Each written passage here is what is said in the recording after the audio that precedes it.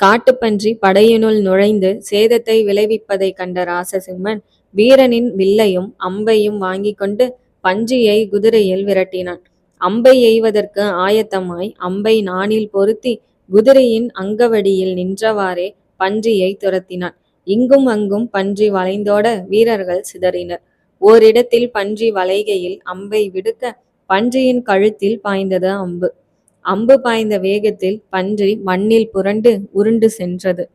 பன்றி கீழே சரிந்ததும் வீரர்கள் சூழ்ந்து அதை பார்க்க, பரம்பின் பரிசு வெட்டி சமையுங்கள் என்றான் ஒருவன்.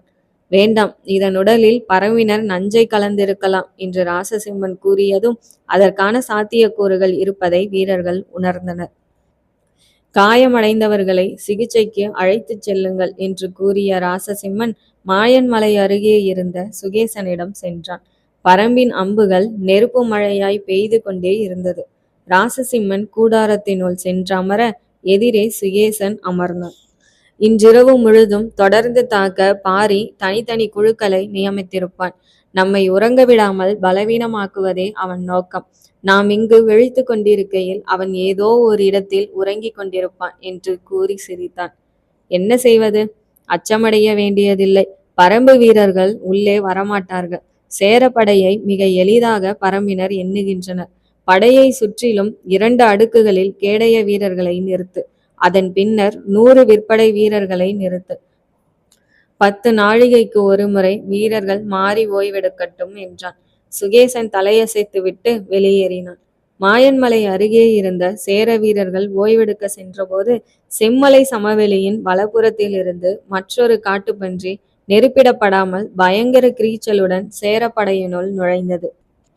முன்னால் இருந்த கேடய வீரனை முட்டி தூக்கி எறிந்த காட்டுப்பன்றி படையில் நுழைந்தவுடன் இடமும் வலமும் ஓடி வீரர்களை தாக்க முயல கேடயத்தை ஏந்திய காவல் வீரர்கள் பதறி விலகினர்.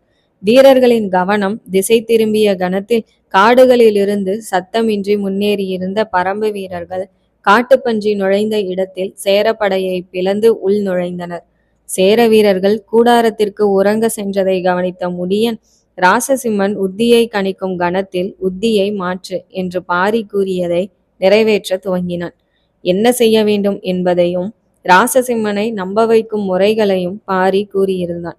ராசசிம்மன் பரம்பின் உத்திக்கு ஏமாறாமல் இருந்தால் 2 இடங்களில் தாக்கி ஏமாற்றும் வழிமுறையையும் விளக்கியிருந்தான். ஒரு திட்டத்தை நிறைவேற்ற முதன்மை வழியையும் மாற்று வழியையும் தேடும் முடியனுக்கு பல வாசல்களை மனதில் உருவாக்கி ஒன்றிணைக்கும் வித்தையை கூறியிருந்தான்.